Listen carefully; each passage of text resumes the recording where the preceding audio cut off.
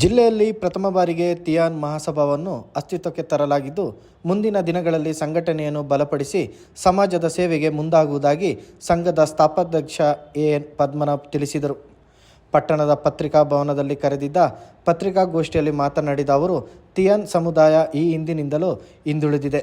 ಸಾಮಾಜಿಕ, ಆರ್ಥಿಕ, ರಾಜಕೀಯ, ಶೈಕ್ಷಣಿಕವಾಗಿ ನಿರೀಕ್ಷಿತ ಮಟ್ಟದಲ್ಲಿ ಪ್ರಗತಿ ಸಾಧಿಸಿಲ್ಲ. ಸರ್ಕಾರದ ಸೌಲಭ್ಯಗಳಿಂದಲೂ ವಂಚಿತವಾಗಿದೆ. ಇದನ್ನು ಬದಲಾಯಿಸಿ ಸಮುದಾಯವನ್ನು ಸಮಾಜದ ಮುಖ್ಯವಾಹಿನಿಗೆ ತರುವ ಹಾಗೂ ಸಮುದಾಯದ ಸರ್ವರ ಅಭಿವೃದ್ಧಿಗೆ ನೆರವು ಒದಗಿಸುವ ಉದ್ದೇಶದಿಂದ ನೂತನವಾಗಿ ತಿಯಾನ್ ಮಹಾಸಭಾವನ್ನು ರಚಿಸಲಾಗಿದೆ ಎಂದರು.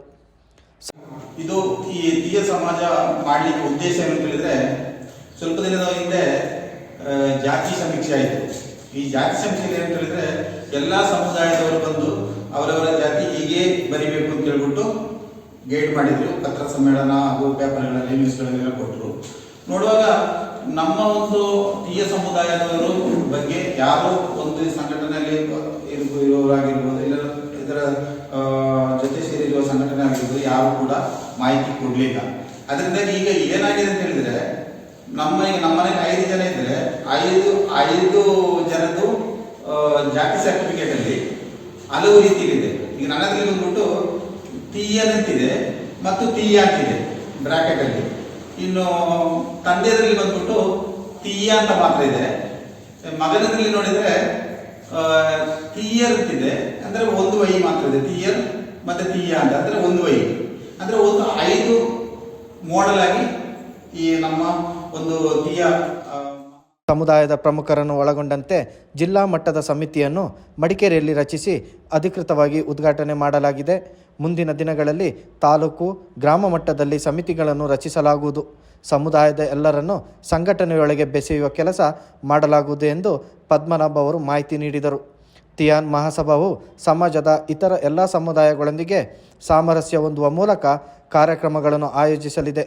ಸಂಸ್ಕೃತಿಯ ಉಳಿವು ಬೆಳವಣಿಗೆಗೆ ಶ್ರಮಿಸಲಾಗುವುದು ಎಂದರು. ಸಮುದಾಯದ ಬಡ ಮಕ್ಕಳ ವಿದ್ಯಾಭ್ಯಾಸ, ಆರೋಗ್ಯ ಸಮಸ್ಯೆಗೆ ಸ್ಪಂದನೆ, ರಾಜಕೀಯ, ಸಾಮಾಜಿಕ ಪ್ರಾತಿನಿಧ್ಯಕ್ಕೆ ಶ್ರಮಿಸುವುದು, ವಸತಿ ರಹಿತರಿಗೆ ನಿವೇಶನ ಒದಗಿಸುವ ಪ್ರಯತ್ನ ನಡೆಸಲಾಗುವುದು ಎಂದ ಪದ್ಮನಾಭ್ ಅವರು, ಇತ್ತೀಚೆಗೆ ಮುಕ್ತಾಯಗೊಂಡ ಸಮೀಕ್ಷೆಯಲ್ಲಿ ತಿಯಾನ್ ಸಮುದಾಯದವರಿಗೆ ಸೂಕ್ತ ಮಾಹಿತಿಗಳು ಲಭ್ಯವಾಗಿಲ್ಲ. ತಿಯಾನ್, ತಿಯರ್, ತೀಯ ಇತ್ಯಾದಿ ಹೆಸರುಗಳಿಂದ ಗುರುತಿಸಲಾಗುತ್ತಿದೆ. ಕೇಂದ್ರ ಸರ್ಕಾರದ ಪಟ್ಟಿ, ರಾಜ್ಯ ಸರ್ಕಾರ ಹಾಗೂ ಕೇರಳ ಸರ್ಕಾರಗಳ ಜಾತಿ ಪಟ್ಟಿಯಲ್ಲೂ ಗೊಂದಲಗಳಿವೆ. ಮುಂದಿನ ದಿನಗಳಲ್ಲಿ ಈ ಸಮಸ್ಯೆಯನ್ನು ಬಗೆಹರಿಸುವ ನಿಟ್ಟಿನಲ್ಲಿ ಕಾರ್ಯೋನ್ಮುಖರಾಗುವುದಾಗಿ ತಿಳಿಸಿದರು. ಮಾಡೋ ಕೆಲಸ ಸಮಾಜಕ್ಕೆ ಉತ್ತಮ ಆಗಿರಬೇಕು.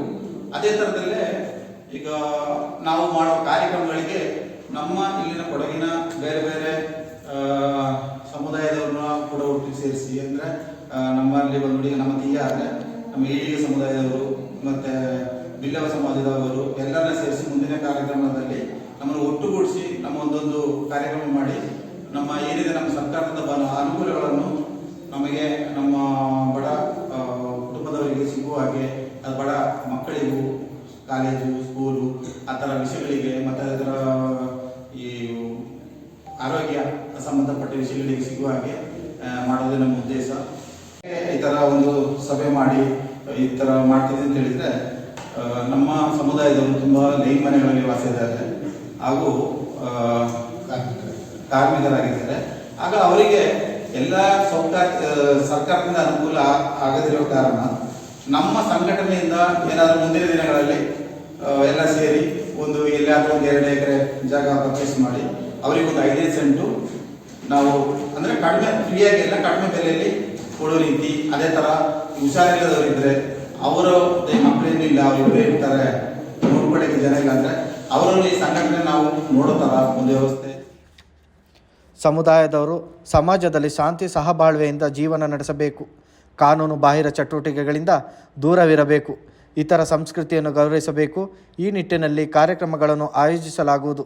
ಮುಂದಿನ ದಿನಗಳಲ್ಲಿ ಗ್ರಾಮ ಮಟ್ಟದಲ್ಲಿ ಸಂಘಟನೆಯನ್ನು ಬಲಪಡಿಸಲಾಗುವುದೆಂದು ಪದ್ಮನಾಭ್ ಮಾಹಿತಿ ನೀಡಿದರು.